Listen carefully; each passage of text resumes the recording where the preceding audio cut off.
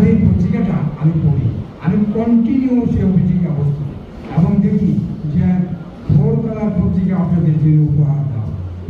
এই পত্রিকাটি আপনাদেরকে নিজের হাতে পৌঁছে দেওয়া হয়, আপনারা পেয়ে যান, আপনাদের সকল খবরগুলি আমরা জানতে পারি, বিশেষ করে আমি জানতে পারি, আমি দেখি।